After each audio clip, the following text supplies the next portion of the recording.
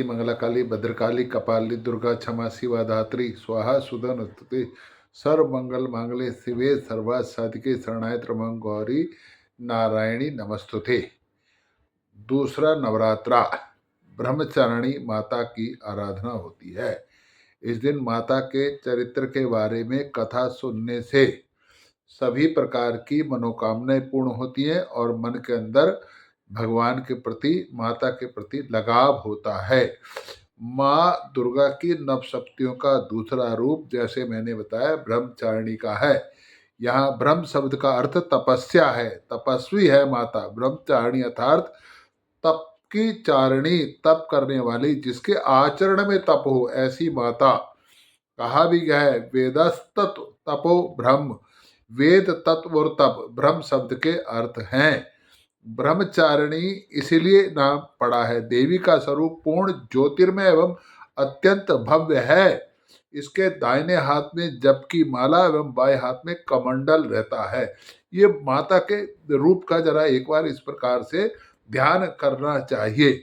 अपने पूर्व जन्म में जब ये हिमालय के घर पुत्री रूप में उत्पन्न हुई, तब नारद के उपदेश से इन्होंने भगवान शंकर को पति के रूप में प्राप्त करने के लिए अत्यंत कठिन तपस्या की थी।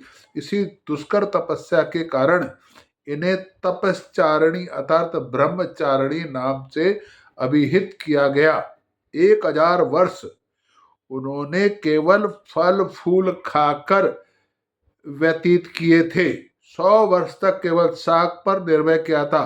कुछ दिनों तक कठिन उपवास करते हुए खुले आकाश के नीचे वर्षों और धूप के भयानक कष्ट सहे। इस कठिन तपस्या के पश्चात 3000 वर्ष तक केवल जमीन पर टूटकर गिरे हुए बेल पत्रों को खाकर अहिर्निश भगवान शंकर की आराधना करती रही। इसके बाद उन्होंने सूखे बेल पत्रों को भी खाना छोड़ दिया। कई हजार वर्षों तक निर्जल और निराहार तपस्या करती रही। पत्तों को भी खाना छोड़ देने कारण उनका एक नाम अपर्णा भी पड़ गया। कई हजारों वर्ष की इस कठिन तपस्या के कारण ब्रह्मचारिणी देवी का यह पूर्व जन्म का शरीर एकदम क्षीण हो उठा। वे अत्यंत ही कुष्ठकार्य हो गई थी, बहुत कमजोर हो गई। उनकी यह दशा देखकर उनकी माता मैना अत्यंत दुखी हो उठी। उन्होंने उस कठिन तपस्या से विरक्त करने के लिए आवाज दी, उमा अरे ओ नहीं। तब से देवी ब्रह्मचारिणी का पूर्व जन्म का एक नाम उमा भी पड़ गया था। उनकी इस तपस्या से तीनों लोकों में हाहाकार मच गया। देवता, ऋषि, सिद्धगण, मुनि सभी ब्रह्मचारिणी देवी की इस तपस्या को अभूतपूर्व पुण्य कृत्य बताते हुए उनकी सराहना करते हुए कहने लगे।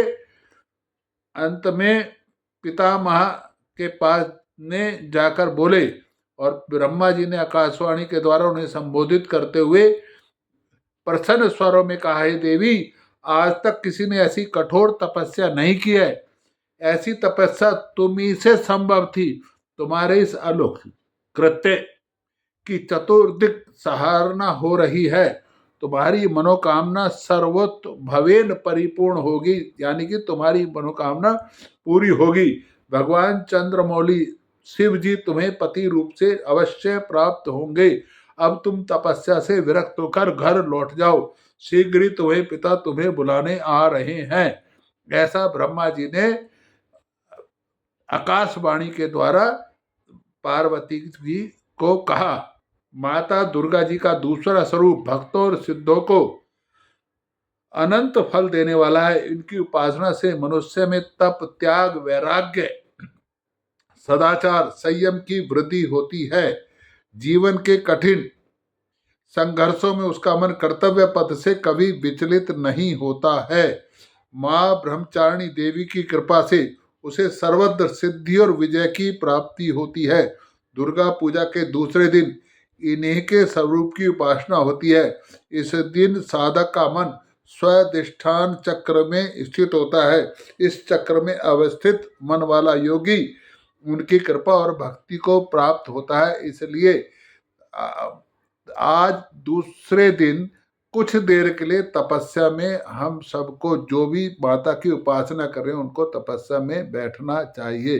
बोलो ब्रह्मचारिणी माता की जय। ओम जयंती मंगला काली भद्रकाली कपाली दुर्गा क्षमा शिवा धात्री स्वाहा सुधा स्तुते सर्व मंगल मांगले शिवे सर्वा साधिके शरणागत गौरी नारायणी नमस्तुते।